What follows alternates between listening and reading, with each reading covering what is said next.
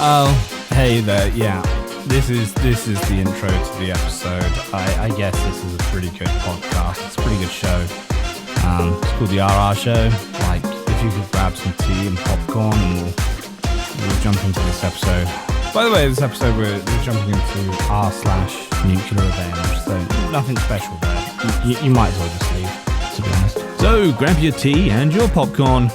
Let's not dilly-dally, let's just jump straight in with our first story from a user named ThatSpinach8691. Tell others I hit my dog. See what's coming for you. Me and my husband, 28 female and 29 male, are in a chicken breeding club, which provides an allotment garden-like structure. We joined a year ago and got to know Klaus, an old man who actually lives in one of those said gardens. At first he was very kind, helped out 1 or 2 times. But after a while he got very greedy, telling us to help him in the garden, selling stuff for him on eBay or care for his chickens. Some people said we should keep our distance from him, but we didn't listen. He regularly invited us to drink a beer with him, acted like he knew all of town. He's well known and has many connections. But the real thing was, yes, he was known, but for all the wrong reasons. We talked to him a lot in the first few months, noticed he's highly addicted to alcohol, and he tries to make a dime out of everyone and everything. You know the saying, blood is thicker than water? Not for him. At first he helped us out, for example, with giving us some tools for free or giving us money for working over at his place. Also, we kind of felt bad for him. Living your last days in a garden shed? But after a while, he gave us near to nothing for our work. No money, broken tools, so garbage we had to dispose of. Not even a thank you. He also started to talk to us in a very demanding tone. Old male Karen-like. Instead of messing with him, we started to simply distance ourselves from him, not doing any more work, etc. His last effort to win us back was buying 20 weed plants and putting them in his garden and showing us. He knew we smoked.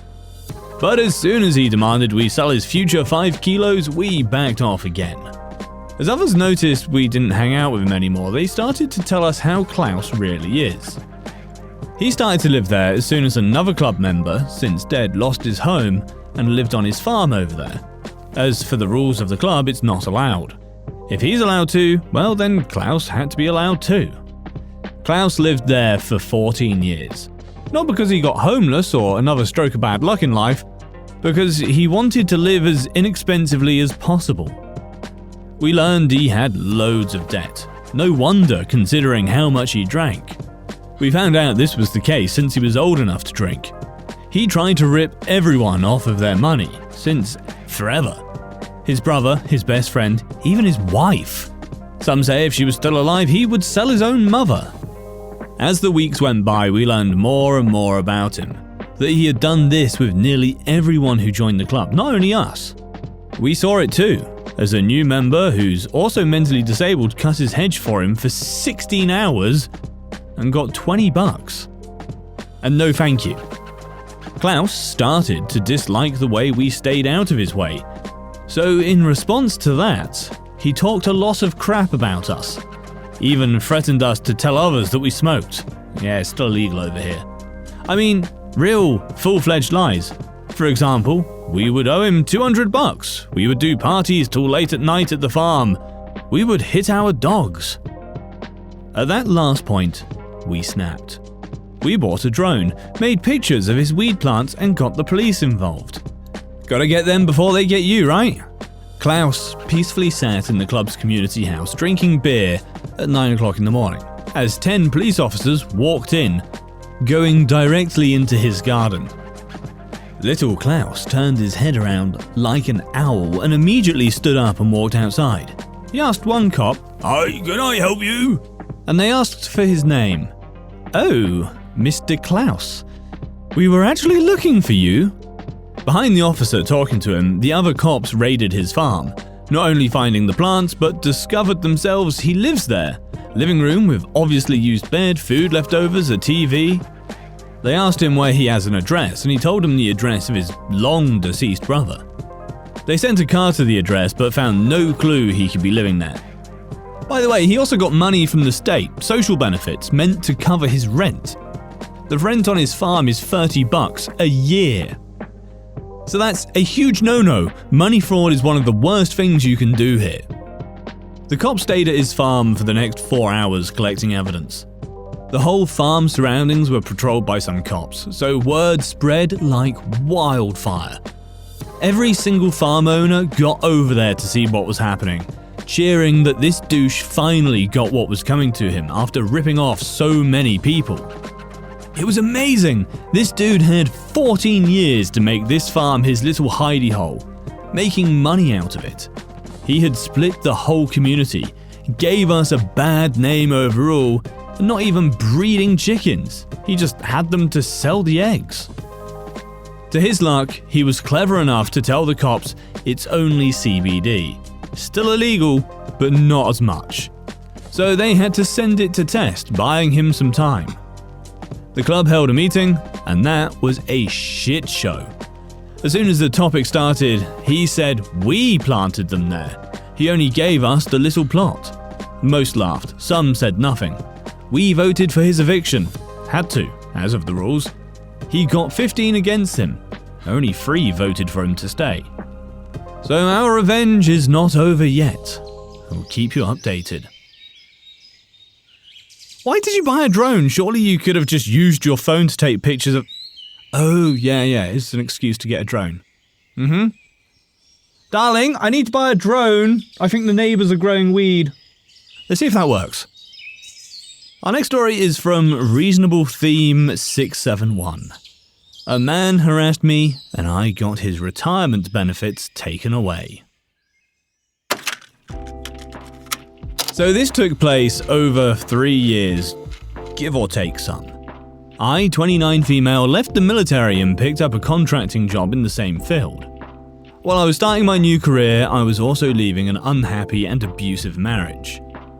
My ex-husband, 29 male, was a store manager at GameStop, and when anyone asked him if they did a military discount, he'd give them the discount and then ask them if they knew me on base and what I was up to. A man we'll call Bubble Bass, 35-ish male, actually worked for me, and the two of them bonded over their mutual hate for women. Bubble Bass would refer to me as a whore and a slut at work, and even went so far as to attempt to get my home address to give to my ex. I reported the incident through proper channels and had to get a new apartment, but unsurprisingly the military did nothing to Bubble Bass. So I decided to keep my eyes on him and wait until he made another misstep.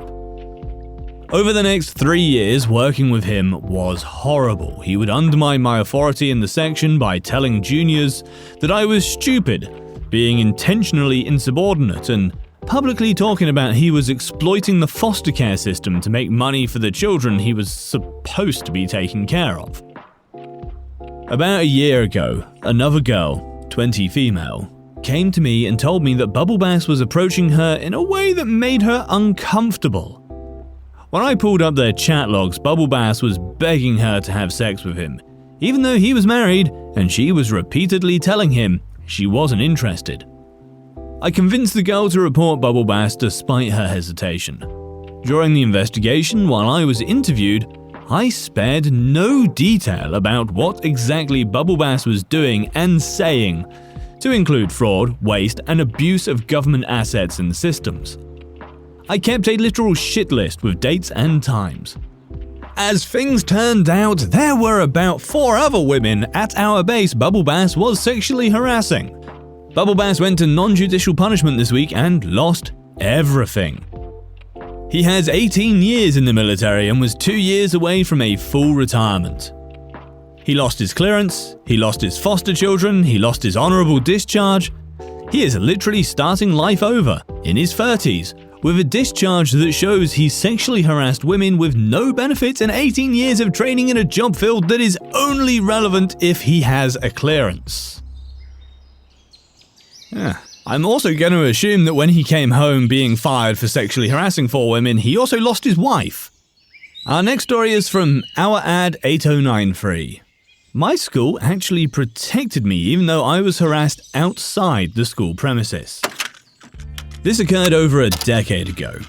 It happened at the end of my senior year of high school.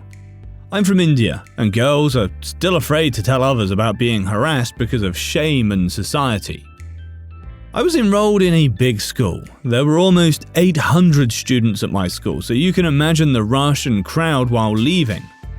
It used to get so crowded and chaotic because parents and their cars and auto rickshaws waiting to pick up their kids all just crammed up to the entrance. Then you got some kids that are riding their bicycles through the crowd, others are running to nearby vendors for pani puris and samosas. It's almost like an amusement park. One day while walking hand in hand with my friend, I spotted this weird straggling man looking through a bunch of kids.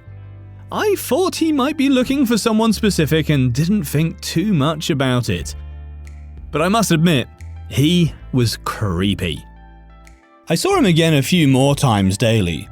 But one day when I was walking with my friend, making our way through that crowd, that man crossed me. I was about to collide with him and tried to avoid him, but instead he pushed me and grabbed and pinched my chest area so hard that it hurt a lot. He was so smooth with his action that my friend, who was by my side, couldn't tell what just happened. She kept asking me what was wrong, but I just walked mindlessly to my auto rickshaw and sat there and told her to go away. She understood and walked away as she used to live nearby. I was so shaken that when I got home and saw my parents, I burst into tears. Because I'm the only child, I was never afraid to tell my parents anything, and I told them everything. My dad was pissed, and that's where our revenge started. I have never seen my dad so angry before. He drafted a plan to trap Sleazeball with his friends. We will name them Uncle 1 and Uncle 2. My dad was friends with our school principal. He visited him when I was attending the school the next day as if nothing had happened, as they told me not to tell anyone. Our principal was great and assured us that even though it happened outside the school, they would fully cooperate to trap Sleazeball. At lunch, they called me into the principal's office and told me that Uncle 1 and Uncle 2 would be scattered in the crowd with my English teacher. The school gatekeeper will be near me, and my dad will be near the shop where I usually spot the man. They instructed me to walk normally with my friends and avoid them as if they were strangers, but to alert the nearest person as soon as I spotted Sleazeball. My dad and others were there the whole day, and at 5 PM it was time to execute the plan. As I was instructed, I was walking casually with my friend. She asked me several times because she knew something was odd, but I told her to shush and enjoy the show. And then, I spotted Sleazeball, actually harassing my other classmate, and I quickly alerted Uncle 1. Initially, it was planned not to hit him and just call the police. But he was caught in the act. So, Uncle 1 dragged him away and started beating him. Soon, my dad, Uncle 2, and the gatekeeper joined in. Then my English teacher handled the situation, dragged Sleazeball inside the school gates and into the principal's office. My classmates surrounded me with questions, and I gladly answered them and stayed outside the gates with them. After a few minutes, I was called into the principal's office where I saw the Sleazeball. I thought they might ask me some questions, but the principal gave me some apple juice and told me to relax. Sleazeball was there crying, begging to let him go. He'd never ever do it again. He was badly bruised and his clothes were torn. After a few minutes, the police came and took Sleazeball, and he was giving me such a deadly look that it still gives me chills to this day. My father and everyone else in the room was so happy and smiling as if it was a celebration, and told me that they were so proud of me that I'd actually saved multiple girls that day. I still don't know the details, but the school took full responsibility for our safety, put that man in jail, and CCTV cameras were installed within a week. Even the parking lot outside the school was covered. Imagine screwing up in life so badly that you get dragged into the principal's office as an adult. Our next story is from Anonymous. My school wouldn't protect me from harassment, bullying, and threats of death and rape of my family. I didn't intend for all this to happen, honestly. This was 2006. I was 14-ish. I knew a little about computers. I knew the IT team at my high school. It was a two-man group who were quite honestly inept. This goes past making a batch file and placing it in someone else's shared folder that shuts down their PC called killertits.bat, or some other name that I thought would get kids to click on it. This was me being dumb, and I brought the whole system down. I had been bullied relentlessly, with a few giving full-on murder threats against my family and raping my mother. The school didn't think it was a big deal, the bullying nor the threats. One day I decided to look at the privileges given to each person. It's in XP days, so there's guest, student, teacher, and administrator. But something was wrong. Every single student had access to full privileges. I tested this theory by going into a teacher's shared folder and deleting a file. I then went on to erasing most of the shared server files, finding a backup of the various servers run and deleting them, and finally a plain text document with passwords and user information. I logged in with one of the IT members' name and password, changed every privilege to disabled for all accounts other than admin, and deleted the other admin's account. I was now god of the school's computers. I used the FTP software we used to log into the school's main web server that housed the web page and student web pages. Once more in the document, it had the address and password, and deleted most things, but kept the main.html still up, albeit edited to have gay furry porn instead of the mascot or logo. My 64MB thumbstick had trolling shit in Final Fantasy VI. I deleted more stuff. Deleted a few key files from some shared programs, etc. The stuff that loads from the server and is shared for students to use, all in about 40 to 50 minutes. I made one final account, Chuck Norris, it was a timely reference back then, and deleted the final admin account. It took a whole month for computer classes to resume. Attendance was taken via paper, students couldn't check grades online, anything related to computers in classes was omitted or changed to study hall. The two IT people were fired and they brought in experts to fully test everything. They had no offsite backups or even extra backups of the needed files. I left school a year later because of bullying, and honestly, it was fantastic.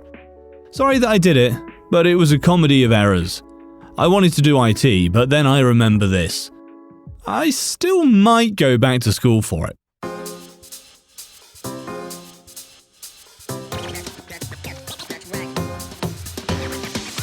Holy crap, I actually did something very similar at my school, but it was a little bit different. I didn't change all of the users to block them out. I managed to change everyone's user account to admin so everyone had full access. Don't ask me how I did it, I can't remember. I was young, I just kept clicking on buttons randomly and somehow figured something out. They fixed it pretty quick though. Anyway guys, that is it for this episode. I hope you enjoyed it, I hope you'll be back for the next one. And until then guys, peace out, take care.